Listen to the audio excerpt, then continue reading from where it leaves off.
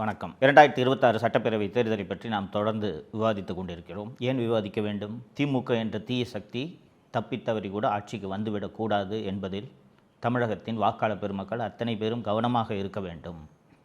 அதனால் கடந்த 5 ஆண்டு கால ஆட்சியில் நடந்த அவலங்களை தொடர்ந்து மீண்டும் உங்களுக்கு நினைவுபடுத்துவதற்காகத்தான் உங்களோடு நான் உரையாடி கொண்டிருக்கிறேன். தோழர்களே, 1949 திராவிட முன்னேற்றக் கழகம் தொடங்கப்பட்டது. பவள விழா கொண்டாடி கொண்டிருக்கிறது அந்த கட்சி. 75 ஆண்டு ஆகிவிட்டது. இந்த கட்சி ஏன் 2வது முறை எப்போதுமே ஆட்சிக்கு வந்ததில்லை என்று நீங்கள் எப்போதாவது யோசித்திருக்கிறீர்களா? திரிணாமுல் காங்கிரஸ் புதிதாக தொடங்கப்பட்ட கட்சி. தொடர்ந்து 4வது முறையாக மம்தா பானர்ஜி மேற்கு வங்கத்தை ஆண்டு கொண்டிருக்கிறார். பிஜேபி பல மாநிலங்களில் மீண்டும் ஆட்சிக்கு வந்து கொண்டிருக்கிறது. அண்ணா திராவிட முன்னேற்றக் கழகம் 2011 மற்றும் 2016 ஆகிய 2 தேர்தல்களிலும் மாபெரும் வெற்றி பெற்று தொடர்ந்து தமிழகத்தை 10 ஆண்டுகள் ஆட்சி செய்தது. ஆனால் இந்த திமுக மட்டும் ஏன் ஒரு தேர்தலில் கூட ஒரு ஆட்சி முடிந்த பிறகு 2வது முறை ஏன் அவர்கள் ஆட்சிக்கு வருவதில்லை என்பதை யோசித்திருக்கிறீர்களா? என்ன காரணம்னா, ஆட்சிக்கு வந்ததும் இவர்களுக்கு ஏற்படக்கூடிய இந்த அகம்பாவம் என்பது நினைத்து பார்க்கவே முடியாது. அவ்வளவு அராஜகத்தில் ஈடுபடுவார்கள். இதனால்தான் 96 வெற்றி பெற்று ஆட்சி அமைத்தார்கள். 2001 மிகப்பெரிய தோல்வியை அடைந்தார்கள். 2006 ஆட்சி அமைத்தார்கள். 2011 எதிர்க்கட்சி அந்தஸ்தை கூட பிடிக்க முடியாத அளவுக்கு மாபெரும் தோல்வியை சந்தித்தார்கள். அதுபோன்ற ஒரு அராஜக ஆட்சி தான் 2021 முதல் இப்போது வரை நடந்து கொண்டிருக்கிறது. தோழர்களே, தமிழக முதல்வர் திரு மு.க.ஸ்டாலின் அவர்களை பொம்மை முதல்வர்னு நானும் தொடர்ந்து விமர்சிச்சிருக்கேன். நிறைய எதிர்க்கட்சிகள் விமர்சிச்சிருக்காங்க. எதிர்க்கட்சி தலைவர் திரு எடப்பாடி பழனிசாமி அவர்கள் பல்வேறு பொதுக்கூட்டங்களில் அவரை பொம்மை முதல்வர் என்று தான் அழைக்கிறார். ஏன் பொம்மை முதல்வர் என்ற பெயர் அவருக்கு வந்தது என்பதை நீங்கள் தெரிந்து கொள்ள வேண்டும். ரொம்ப முக்கியம் அது. தோழர்களே, 19 ஏப்ரல் 2022 அன்று சென்னை செக்ரட்டேரியட் காலனி போலீஸ் ஸ்டேஷனில் ஒரு கஸ்டோடியல் டெத்து நடக்குது. விக்னேஷ் என்கிற விக்னா, சுரேஷ் என்கிற ஜொல்லு சுரேஷ், இவங்க 2 பேரையும் சந்தேகத்தின் அடிப்படையில் இரவு ரோந்தில் இருக்கக்கூடிய காவலர்கள் ஸ்டேஷனுக்கு கூட்டிகிட்டு போகிறாங்க. இந்த விக்னேஷ் என்கிற விக்னா யாருன்னு பார்த்தீங்கன்னா, பீச்சில் குதிரை ஓட்டுறவன். பீச்சில் இந்த போனீங்கன்னா அந்த குழந்தைங்களெல்லாம் குதிரையில் ஒரு ரவுண்டு அடிச்சுட்டு வருவாங்கள்ல, அந்த வேலை செய்கிறவன். அப்போ எவ்வளோ ஏழையாக இருந்திருப்பான். அவனை கூட்டிகிட்டு போகிறாங்க ஸ்டேஷனுக்கு. காலையில் இந்த விக்னேஷ் என்கிற விக்னா இறந்துடுறான். அப்போது சென்னை மாநகர ஆணையராக திரு சங்கர்ஜிவால் அவர்கள் இருக்கிறார். இறந்த உடனே எல்லா ஊடகங்களும் இந்த செய்தியை கவர் பண்ணல. இந்த நியூஸை மூடி மறைப்பதற்கு காவல்துறை கடுமையான முயற்சி செய்தது. பத்திரிகையாளர் திரு ஷபீர் மற்றும் சவுக்கு மீடியா இந்த விஷயத்தை வெளியில் எடுத்து, இது இந்த மாதிரி கஸ்டோடியல் எடுத்து போலீஸ் அடித்து கொண்டு இருக்காங்க அப்படின்ற இந்த விஷயத்தை சமூக வலைத்தளங்கள் மூலமாக பரவுகிறது. அப்போது சட்டப்பேரவை நடந்து கொண்டிருக்கிறது. சட்டப்பேரவையில் எதிர்க்கட்சி தலைவர் திரு எடப்பாடி பழனிசாமி அவர்கள் இதை பேரவையில் எழுப்புறாரு, சிறப்பு விவாதமாக எழுப்புறாரு. இந்த மாதிரிங்க செக்ரட்டேரியட் காலனியில் ஒருத்தரை அடித்து கொண்டுட்டதாக சொல்கிறாங்க அப்படின்னு சொன்ன உடனே முதலமைச்சர் சட்டப்பேரவையிலேயே பதில் சொல்கிறார். முதலமைச்சர் அல்லது எந்த துறை அமைச்சர்களாக இருந்தாலும் இந்த மாதிரியான விஷயங்களுக்கு பதில் சொல்லும்போது யார் அந்த பதிலை தயாரித்து கொடுப்பார்கள் என்றால் சம்பந்தப்பட்ட துறையின் அதிகாரிகள் தயாரித்து கொடுப்பார்கள். இந்த விஷயத்தில் அப்போது சென்னை மாநகர காவல்துறை ஆணையராக இருந்த திரு சங்கர் ஜிவால் அவர்கள் ஒரு அறிக்கையை தயாரித்து கொடுக்குறார். என்னென்னா, இந்த 2 பேரையும் சந்தேகத்தின் அடிப்படையில் கூட்டிகிட்டு வந்து நைட்டு லாக்கப்பில் வச்சுருந்தோம். காலையில் டிஃபன் வாங்கி கொடுத்தோம். வயிற்று வலிக்குதுன்னு சொன்னான் இந்த விக்னேஷ். அவனை வயிற்று வலின்னு சொன்ன உடனே உடனடியாக பக்கத்தில் இருக்கிற மருத்துவமனைக்கு கூட்டிகிட்டு போனால் அங்கே போனால் இறந்துட்டான்னு சொல்லிட்டாங்க என்று சொல்கிறார். காலை உணவு சாப்பிட்ட பின் விக்னேஷுக்கு திடீரென்று வாந்தி வலிப்பு வந்திருக்கிறது. உடனே அருகில் இருக்கக்கூடிய தனியார் மருத்துவமனைக்கு அவரை கொண்டு சென்றிருக்கிறார்கள். அங்கிருந்து மேல் சிகிச்சைக்காக கீழ்ப்பாக்கம் அரசு மருத்துவமனைக்கு கொண்டு செல்லப்பட்டிருக்கிறார். ஆனால் அங்கு அவரை பரிசோதித்த மருத்துவர்கள் அவர் இறந்த நிலையில் கொண்டு வரப்பட்டதை தெரிவிச்சிருக்கிறார். இறந்து போன அந்த விக்னேஷோட உடல் அரசு மருத்துவர்களால் போஸ்ட்மார்ட்டம் உடற்கூராய்வு செய்யப்படுகிறது. அந்த உடற்கூராய்வில் உடம்பு முழுக்க காயம் இருக்கிறது என்று மருத்துவர்கள் சான்றிதழ் அளிக்கிறார்கள். 13 காயங்கள், லத்தியாலும் மற்ற ஆயுதங்களாலும் அடித்ததற்கான 13 காயங்கள் இருக்கிறது என்று அரசு மருத்துவர்கள் அறிக்கை கொடுத்து விடுகிறார்கள். அதை மூடி மறைக்க முடியாதுல்ல, ஏன்னா போஸ்ட்மார்ட்டம் வீடியோ எடுப்பாங்க, அதனால் மூடி மறைக்க முடியாது. இருக்கிறத டாக்டர்ஸ் கொடுத்துட்டாங்க. மறுநாள் அசம்பிளியில் திருப்பி படிக்கிறார் முதல்வர். 2 நாள் கூட கேப் இல்லை. மறுநாள் இது போல் விக்னேஷோட உடலை உடற்கூராய்வு செய்தோம். அந்த உடற்கூராய்வில் 13 காயங்கள் இருந்ததுன்னு தெரிய வந்துச்சு. நான் உடனே சிபிசிஐடி விசாரணைக்கு உத்தரவிட்டுட்டேன். என்னுடைய ஆட்சியில் காவல்துறை இப்படி அத்துமீறுவதை நான் அனுமதிக்க மாட்டேன் அப்படின்னு 2 நாள் கழித்து இதே முதல்வர் அசம்பிளியில் சொல்கிறாரு. 1 வாரம் 10 நாள் கூட இல்லை, மறுநாளே. ஆகவே விக்னேஷ் மரணம் தொடர்பாக சட்டப்படியான அனைத்து நடவடிக்கைகளையும் முறையாக அரசு எடுத்து வருகிறது என்பதை இந்த மாமன்றத்திற்கு நான் தெரிவித்துக் கொள்கிறேன். தோழர்களே, மு.க.ஸ்டாலின் ஒரு சீஃப் மினிஸ்டர் இல்லைங்களா? அவர் தான் தமிழ்நாட்டில் அதிகாரம் பொருந்திய ஒரு நபர். யார் என்றால் தமிழகத்தின் முதலமைச்சர். அந்த முதலமைச்சரை அசெம்பிளியில் கஸ்டோடியல் டெத்தே நடக்கலைன்னு சொல்லிட்டு ஒரு போலீஸ் ஆஃபீஸர் பொய் சொல்ல வச்சுருக்காருன்னா முதலமைச்சருக்கு அந்த அதிகாரி மேலே எவ்வளோ கோபம் வரணும்? செல்வி ஜெயலலிதா முதலமைச்சராக இருந்து இது போல் தவறான தகவல் அசெம்பிளியில் சொல்லியிருந்தா அந்த அதிகாரி என்ன கதிக்கு ஆளாயிருப்பார்னு யோசிச்சு பாருங்கள். ஜெயலலிதா அவர்கள் கடுமையான நடவடிக்கையை எடுப்பார் என்பதால் தான் அதிகாரிகள் அவ்வளவு கவனமாக பயத்தோடு வேலை செய்வார்கள். அந்த சிபிசிஐடி விசாரணைக்கு போன பிறகு செக்ரட்டரியேட் காலனி போலீஸ் ஸ்டேஷனில் இருக்க சிசிடிவி எல்லாம் வாங்கி ஆய்வு பண்ணி பார்த்தா சிசிடிவிக்கு கீழே வச்சு அடிச்சிருக்காங்க இந்த விக்னேஷை.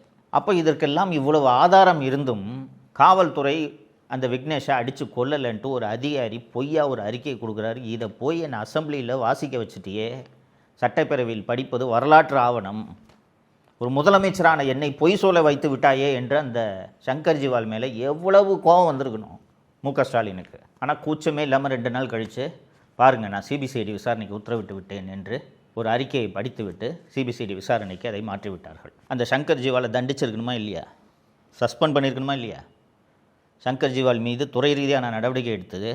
இனி இது போல தவறான தகவலை எந்த அதிகாரியும் முதலமைச்சருக்கு தரக்கூடாது என்ற உதாரணத்தை 2022ஆம் ஆண்டே முதலமைச்சர் திரு ஸ்டாலின் அவர்கள் ஏற்படுத்தியிருக்க வேண்டும் இல்லைங்களா? எந்த முதலமைச்சராக இருந்தாலும் இதனை செஞ்சுருப்பாங்க. கோவம் வரணும்ல, என்ன அசெம்பிளியில் போய் சொல்ல வச்சுட்டு என்ன சிஎம் என்ன பண்ணார் தெரியுமா? முதலமைச்சர் மு.க.ஸ்டாலின் இதே சங்கர் ஜிவாலை தமிழ்நாட்டோட சட்டம் ஒழுங்கு டிஜிபியாக நியமிக்கிறார். 2 வருஷம் சங்கர் ஜிவால் டிஜிபியாக இருந்தார்.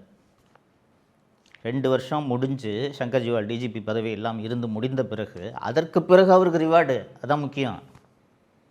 டிஜிபியாக இருந்து ஓய்வு பெற்ற திரு சங்கர் ஜிவால் அவர்களுக்கு டிஜிபி அந்தஸ்துக்கு குறையாத தீயணைப்புத்துறை ஆணையர் என்ற பதவியை வழங்கி அந்த பதவியில் திரு சங்கர் ஜிவால் அவர்கள் இப்போது செயல்பட்டு கொண்டிருக்கிறார். இது ஒரே ஒரு விக்னேஷ் என்கிற விக்னா அடித்து கொல்லப்பட்ட சம்பவமாக நாம் இதை பார்க்கக்கூடாது. அண்ணா திராவிட முன்னேற்ற கழக ஆட்சியில் தூத்துக்குடியில் பென்னிக்ஸ் மற்றும் ஜெயராஜ் ஆகியோர் கோவிட் காலத்தில் அந்த சாத்தான்குளம் காவல் நிலையத்தில் வைத்து அந்த காவல் நிலையத்தை சேர்ந்தவர்களால் அடித்தே ஒரு தந்தையும் மகனும் கொல்லப்பட்டார்கள். தந்தை முன்பு மகன் அடிக்கப்பட்டார். கடுமையான சித்திரவதைக்கு ஆளாகி கொல்லப்பட்டார். அப்போது இருந்த அண்ணா திராவிட முன்னேற்ற கழக அரசு செய்தது என்ன தெரியுமா? சிபிசிஐடிக்கு அன்னைக்கே மாற்றிட்டாங்க. அந்த விசாரணையை மாற்றினதோடு அல்லாமல் சிபிஐ விசாரணைக்கு எங்களுக்கு ஆட்சேபனை இல்லை என்று தெரிவித்தார்கள். சிபிசிஐடி விசாரணையிலிருந்து சிபிஐ விசாரணைக்கு அது செல்வதற்கு முன்பாக சிபிசிஐடி போலீசாரே சாத்தான்குளம் காவல் நிலையத்தில் அந்த தாக்குதலில் ஈடுபட்டவர்களை கைது செய்தார்கள். எடப்பாடி பழனிசாமி அவர்கள் ஆட்சியில் இது நடந்தது, கைது செய்தார்கள். அப்போது இதை எவ்வளவு பெரிய இஷ்யூவாக திமுக கையில் எடுத்தது தெரியுமா? மிகப்பெரிய போராட்டத்தை செஞ்சாங்க. திமுக எம்பி கனிமொழி அந்த வீட்டிலே போய் உட்காந்துக்கிட்டாரு. முதலமைச்சர் ஸ்டாலின் போனார், உதயநிதி போனார், அத்தனை பேரும் போனாங்க. அப்போ உங்கள் ஆட்சியில் இப்படி நடக்குது, நீங்கள் எவ்வளவு கடுமையான நடவடிக்கை எடுக்க வேண்டும். அதற்கு பிறகு எத்தனையோ கஸ்டோடியல் டெத்ஸு திமுக ஆட்சியில் நடந்திருக்கு. 27 ஜூன் 2025 சிவகங்கை மாவட்டம், அங்கே ஒரு பத்திரகாளி கோயில் இருக்குது. அந்த கோவிலுக்கு செக்யூரிட்டியாக ஒருத்தன் இருக்கான், அஜித் குமார் அந்த பையன் பேர்.